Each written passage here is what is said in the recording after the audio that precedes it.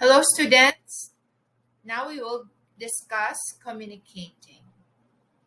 So we communicate with our clients. We communicate with other members of the healthcare team. We communicate with our colleagues. We communicate with everyone around us. And so, as nurses, communication is a very important skill.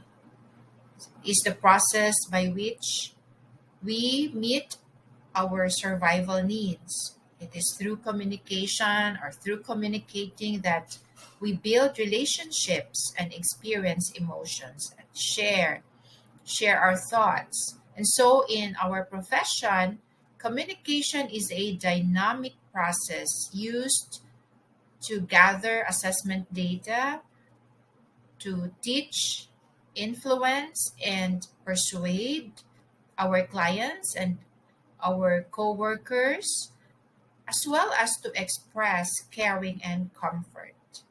Communication is a very important part or component in establishing a helping relationship.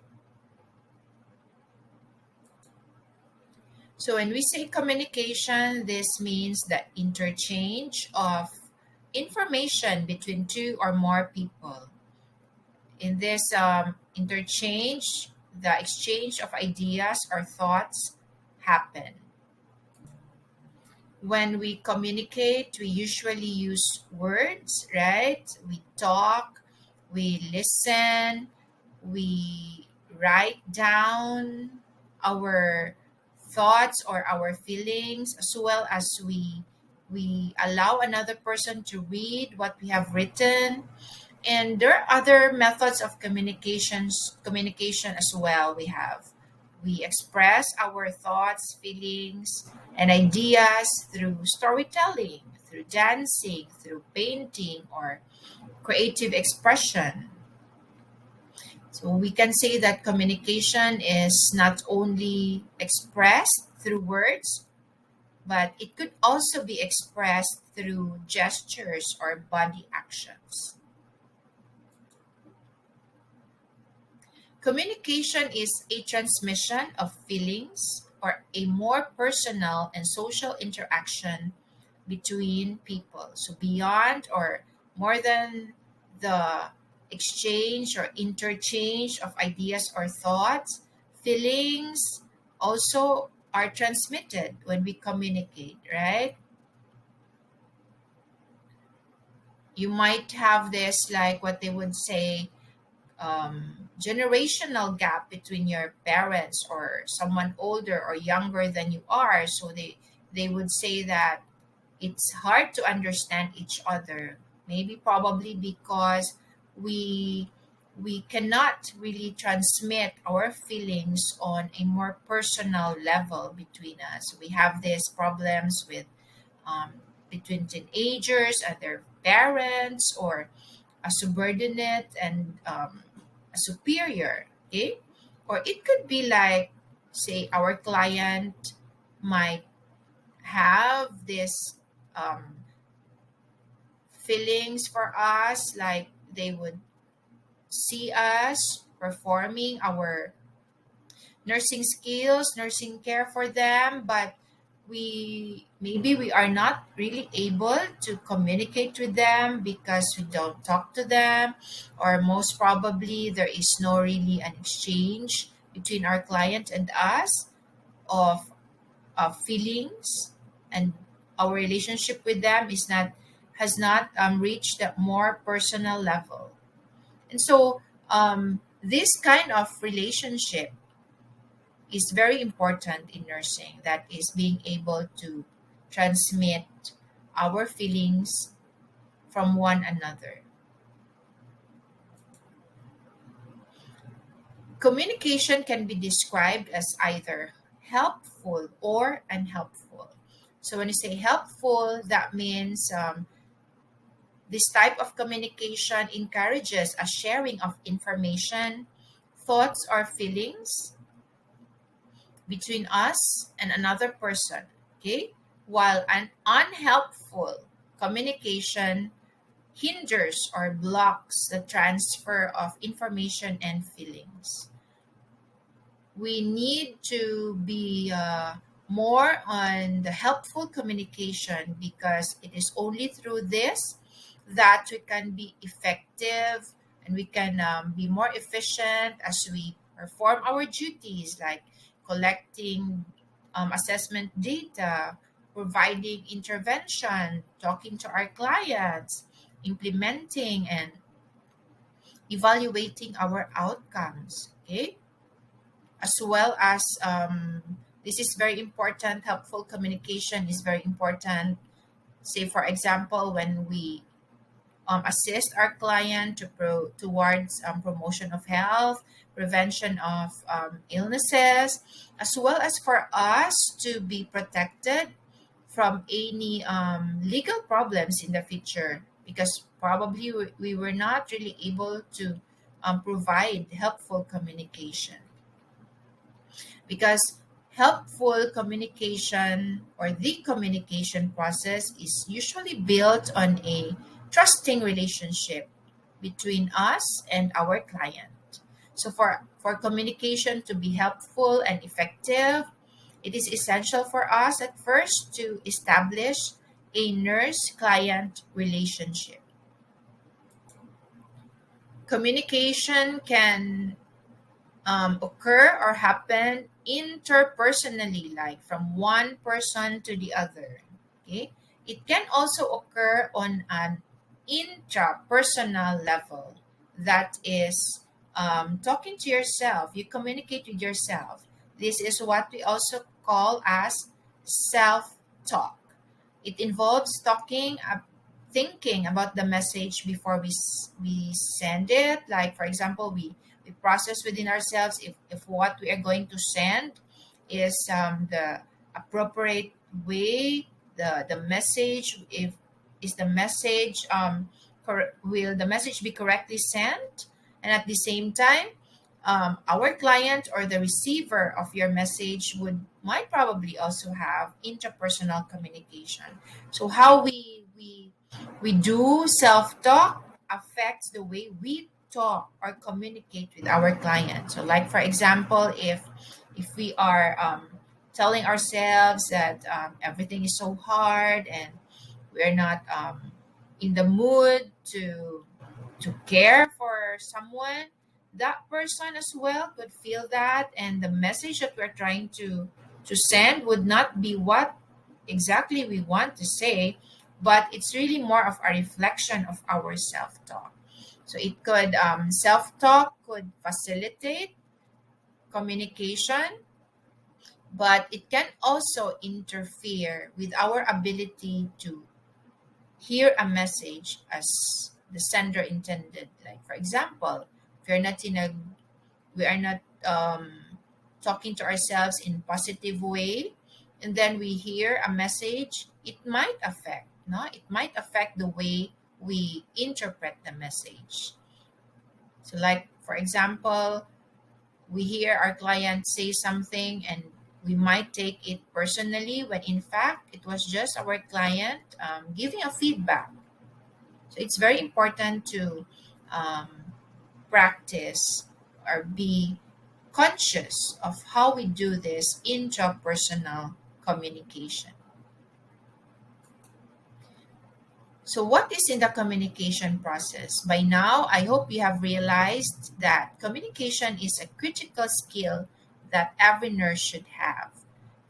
Again, we have said that this process is very essential in order for us to meet our survival needs, for us to build relationships, at the same time, experience and share emotions to others.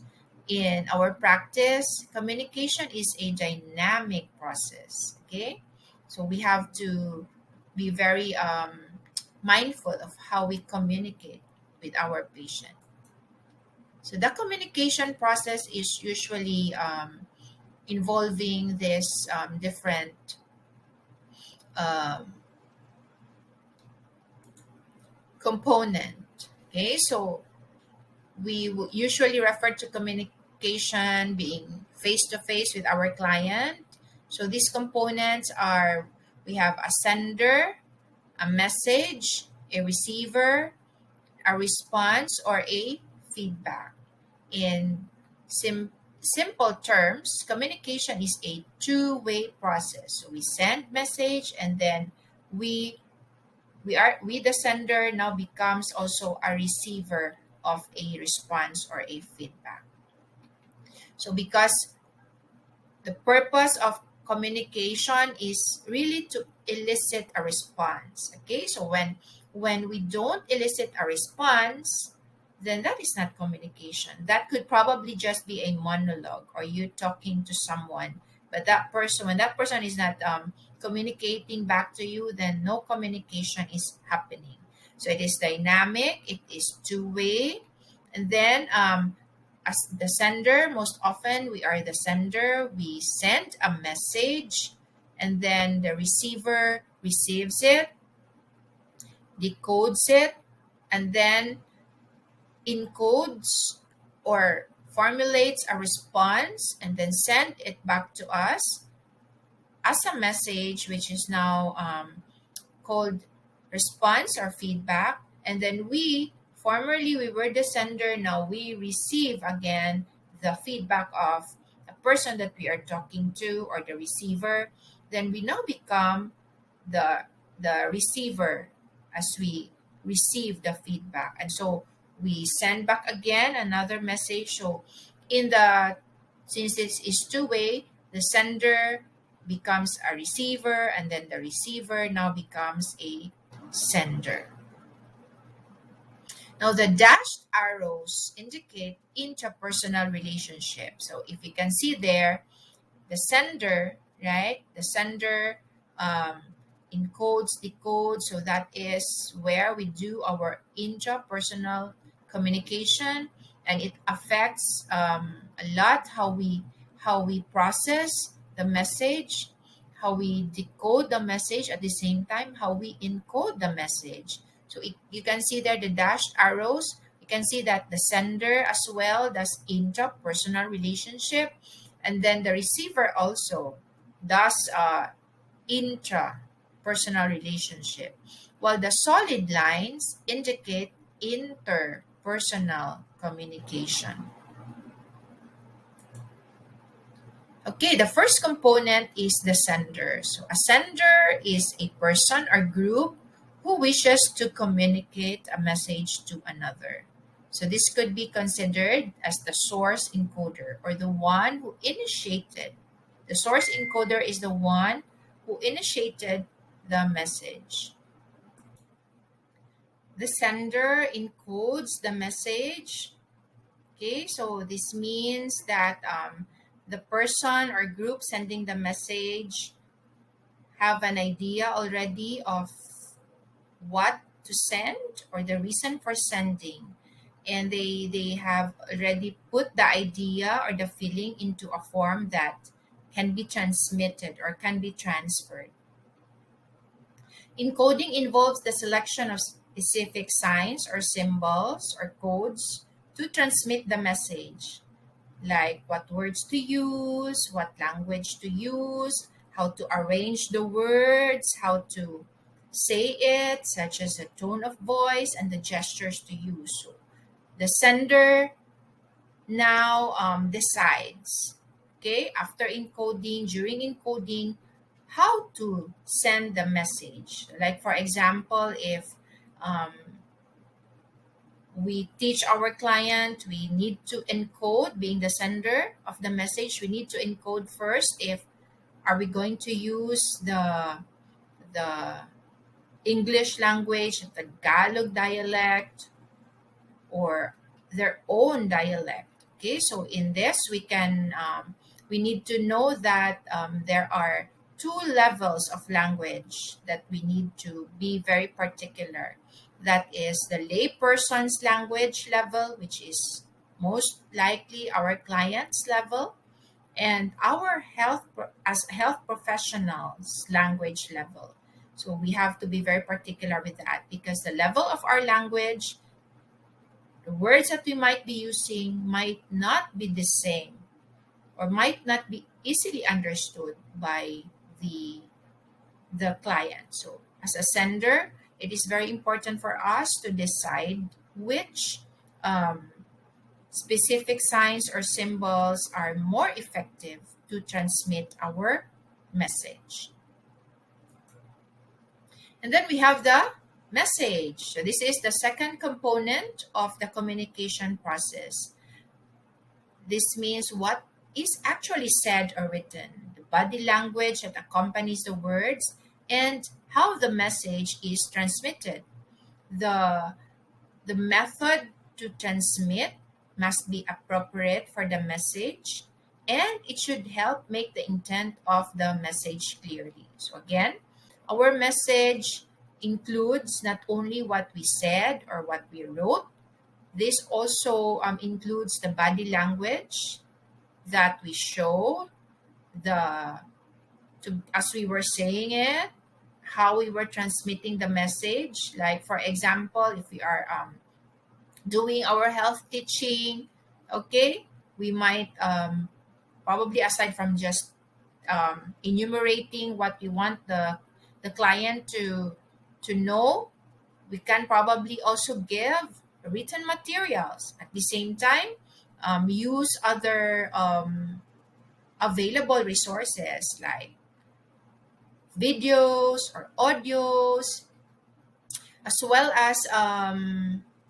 using other methods of communicating like our gestures. Like for example, when we are talking with our client, how our the tone of our voice would show that we are excited to teach them, that we have something that we want to offer them, or um, our tone of voice would show if we are even interested or not, right? So this message should be thought of clearly, okay? What we say and how we say it. And then we have the receiver, which is the third component of the communication process. So the receiver is the one who decodes the message. If the sender encodes the message, the receiver now decodes the message. So when you say decode, that is to decipher the meaning of the message, to relate the message perceived. Okay, so how the receiver decodes it would most probably depend upon the storehouse of knowledge and experience. Again, it's very important when we say something to our client, we have to ensure that they will fully understand it. We're speaking according to their language level, because that would affect how our client would interpret our message. At the same time, we have to take note that as the receiver decodes the message, okay, perception would be used. Okay, so our client would be mixing or would be deciphering, including only not verbal, but as well as non-verbal messages. So again, before we send our message, we have to take note of how we are going to send it, because that would very much affect the decoding of the receiver. And so the fourth component of the communication process is the response. Again, we said that the communication process is a two-way process. So the message that we sent, we expect as well a response. Okay? So this is the message that the receiver returns back to the sender. Or this is also known as the feedback. Again, if the message could be verbal, non-verbal, or both, feedback could also be verbal, non-verbal, or both. Okay? So the response of our patient, like for example, we're doing health teaching, what is the feedback that we expect? Okay, so we expect the client to show us as well interest, or is our client showing us something like they're bored or they don't really understand us. Okay, so it's very important to take note of the feedback. Okay, the verbal, the nonverbal, or both um, message that the receiver, okay, or the response contains. And then so those are the different components of the communication process. We have the sender, okay, we have the message, we have the receiver, and we have the response. As we are communicating with our client, it is very important to take note of this of the communication process. At the same time, be mindful not only of this, the interpersonal communication, we should also be mindful of the intrapersonal communication. And so let's now go to the modes of communication. So there are generally two modes. We have the verbal and the non-verbal mode of communication. The verbal communication uses spoken or written words, while the nonverbal communication uses other forms such as gestures or facial expressions and touch. Okay? They can both occur concurrently, but I would like you to realize that most of our communication modes is in the nonverbal level. Okay? So it's very important for us nurses to learn about nonverbal communication because this will have a very great impact in us developing effective communication patterns and an effective nurse-patient relationship. So we use different modes, but I would like you to be very particular with your nonverbal mode of communication in establishing rapport, establishing a relationship with our clients, as well as maintaining that relationship. We might also have what we call as electronic communication. We use electronic forms like emails.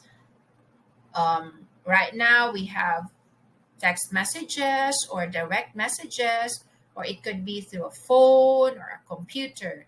So we need to know as nurses when it is appropriate to use this electronic communication. But basically, in our interaction with our client, the majority of the time we use two different modes, verbal and non-verbal. And most of this communication, okay, occur on non-verbal mode.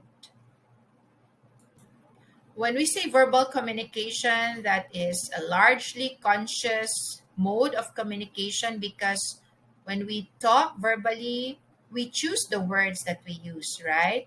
So the way we choose our words vary according to culture, socioeconomic background, age, and education. So in the way that we communicate verbally could have endless possibility. Okay? We have lots of words to choose from to form our message. At the same time, it is very important to realize that feelings can as well be transmitted when we talk. Okay, so when we choose our words, yes, that's very good.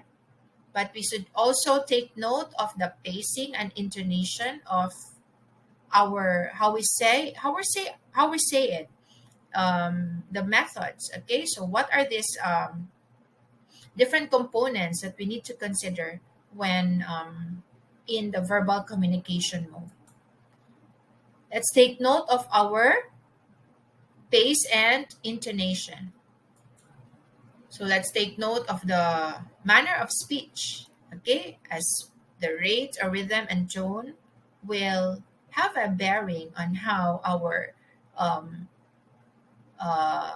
the receiver of our message would be able to decipher the message. Okay, it will have an effect on the feeling and impact of the message. And you say that the pacing, Are we talking? Are we talking too fast? Because when a person is anxious or fearful, most often than not, the person talks fast, right?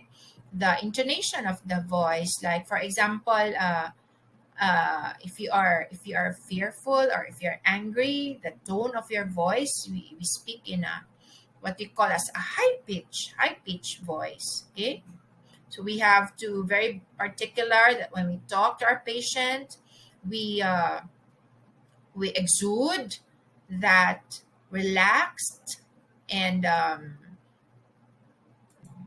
unhurried continence, because the way our pace and intonation will have a bearing as well. So in the same way that when our patient responds to us, or how or the pace and intonation would also affect how we are going to decipher the meaning behind the feedback. And then we have the simplicity. So when you say simplicity, that includes using words that the receiver could easily understand, make it as brief and complete as possible. So for us, if we are used to talking using this medical health jargons or phrases, please take note that, well, not every one of our clients understand what we mean. Okay, unless, well, our client is a healthcare practitioner as well. So it's very important to use the simplest words that we can. Okay, so like for example, we are instructing our client to monitor the intake and output. If you are a health practitioner, then you probably know what that means. But for our client, we can probably say to write down, okay, the time and the amount of the input, which could be anything that they have taken in, especially the fluids, and then the output, okay, the measurement of the urine, and etc. So it should be as simple and as brief as possible.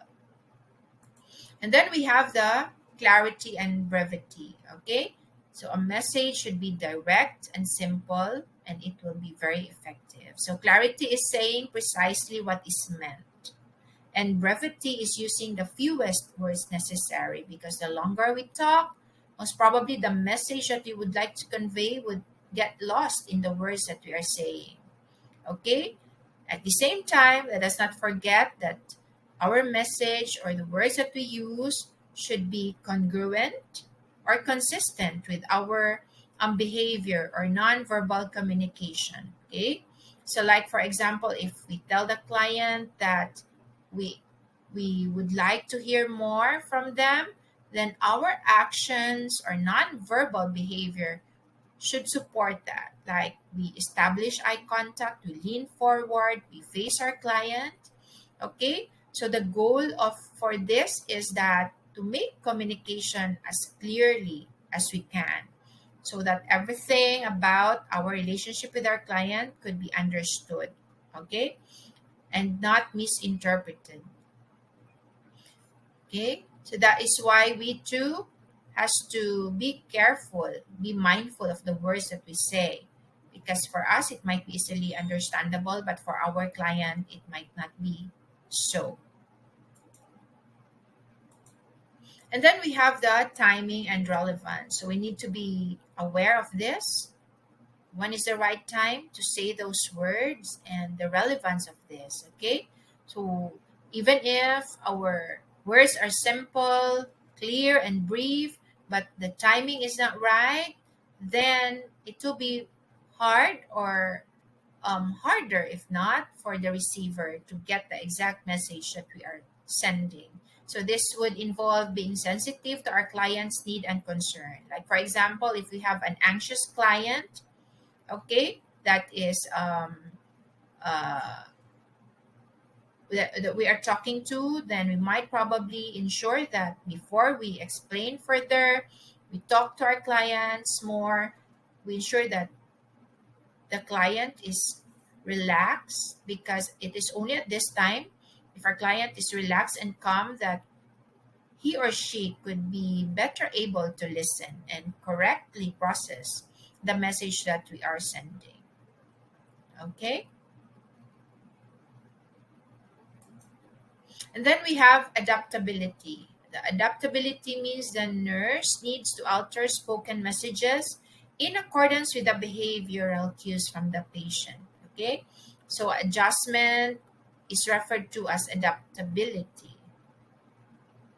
We need to individualize and carefully consider our patient at that moment in time. So this requires being mindful, okay, of our client's side. Like for example, if we see our client not smiling and appears sad or in distress, then probably we can lower down the tone of our voice instead of appearing very cheerful, okay, so that our client will not find it, so that we will be able to adapt, okay, to the feelings of our client as well. And then we have credibility. Credibility means worthiness of belief, trustworthiness, and reliability. Why is this very important? Okay, for effective communication.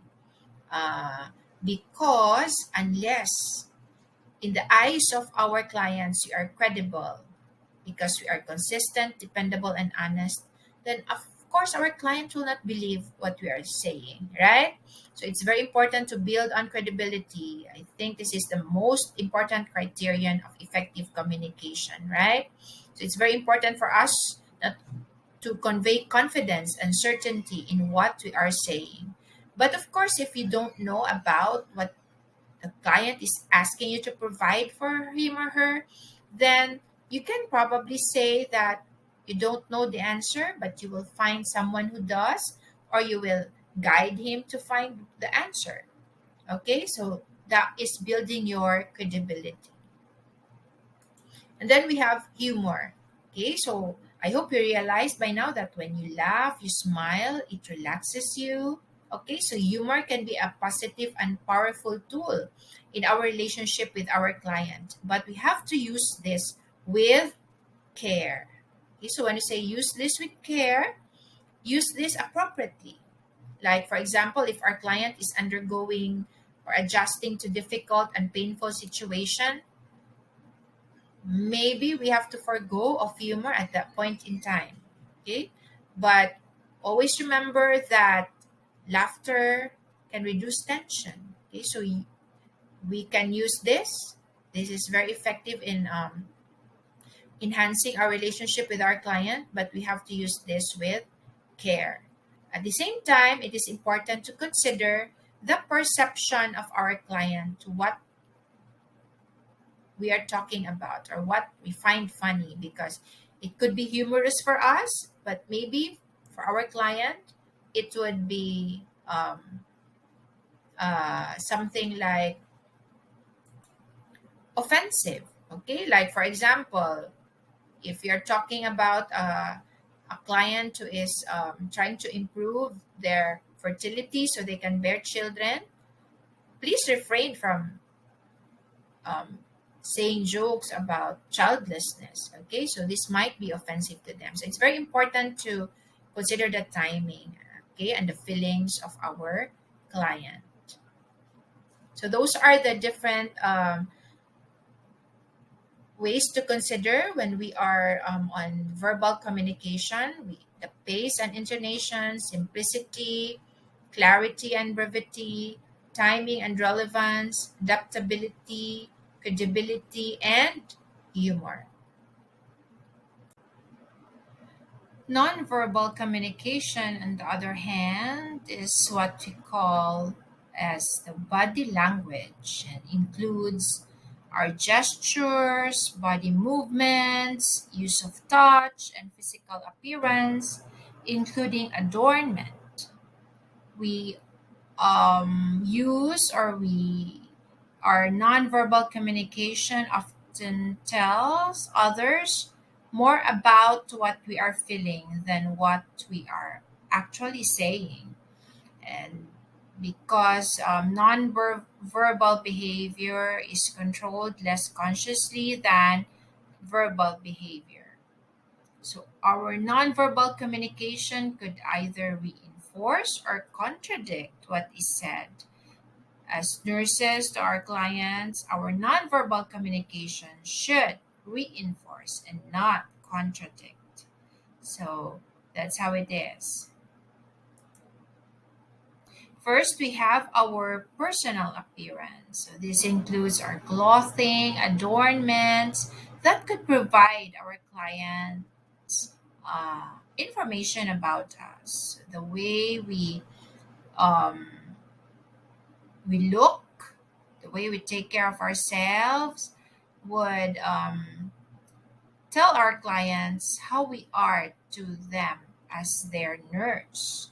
So we on the other side, we can look at our clients and then we would be able to assess them merely by their personal appearance as part of our assessment. So just by looking at them, we might have an idea as to their financial status, their social status, their culture, their religion, their self concepts, right? We have religions who have, or cultures who wear charms and amulets because they believe that this protect them from illnesses. And if, for example, a symbol or an object is unfamiliar, you can ask your client about it and then listen about what your client is saying. This would, in a way, right, aid you in establishing or fostering rapport with your client. So the way our clients dress would provide us an idea, or this is an indicator of if they are ill or they feel well, right? And this includes as well our grooming. So when we this personal appearance, our personal appearance convey a message of being worthy or being a professional. And in the same way, our client is also sending us nonverbal messages through their personal appearance. But as nurses, we should not delineate others who doesn't look good, right? So by principle of justice, we treat everyone the same way, okay, regardless of their personal appearance. Our posture and gait, no, posture and gait refers to the way people walk and carry themselves. So the way we do that, the way our client um, do that, their posture and gait are often reliable indicators of their self concept, current mood, and health. So, like for example, a an erect posture and an active, purposeful stride suggest a feeling of well being, while a slouched posture and a slow, shuffling gait could suggest depression or physical discomfort. So, tense posture and a rapid, indeterminate gait suggest anxiety or anger, right? When our client walks fast, it could mean like our client is anxious or in a hurry, as well as the posture of people when they are sitting or lying can also indicate feelings or mood. So we can clarify by asking our client the meaning of the observed behavior. So, like for example, we see our clients slouching. We might ask, "Does it does your tummy hurts?" Right. So we ask that. Or do you need? Are you uncomfortable? Do you need something? to make you more comfortable. Then we have the facial expression. Okay, so our face conveys no our feelings most of the time. Feelings of surprise, fear, anger, disgust, happiness, or sadness. So we usually notice how a person feels by his or her facial expression. Okay, and if we see a person controlling his or her emotion, we can see that the facial muscles are tense because the facial muscles are trying to prevent no, the genuine show of emotion. Okay, so when the message is not clear, then we can probably ask, how does it feel? So, like for example, we can say that we can ask our client why is she sad, so she can give us more details about it. Okay, for example, we see our client, the head is tilted back, the eyes directed down the nose, so it could be a sign of um, disgust or contempt, right? Although no single expression could be an indicator of how our client feels, we could reinforce this facial expression with the posture and gait and the personal appearance. Likewise, we need to be aware also of our expressions and how our facial expressions are to the side of our clients. So we should take note that our clients are very sensitive to our facial expression. So we should be very careful about that. Okay, like if we refuse to maintain direct eye contact with our client, it might show disgust or an interest, right? So we must learn like how to control the expression of our of negative feelings like anger, okay, or fear in front of our client, or disgust, okay, because this might affect our nurse patient interaction with them. And then we have the gestures. So gestures includes the movement of our hands and our body. So we could use this to emphasize and clarify the spoken word. Like for example, we can uh,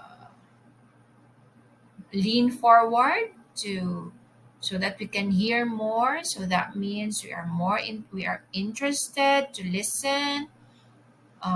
We see clients tapping their foot, which could be a sign of fear or anxiety. Pacing back and forth could be a sign of a negative feeling. So we have to be very careful of that. Okay.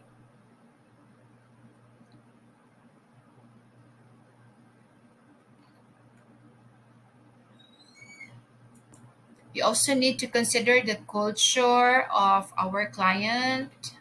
Maybe our specific gestures that is not as meaningful for us or have a different meaning would have a negative meaning for them. Okay, so it's very important to know the practices of our clients as well.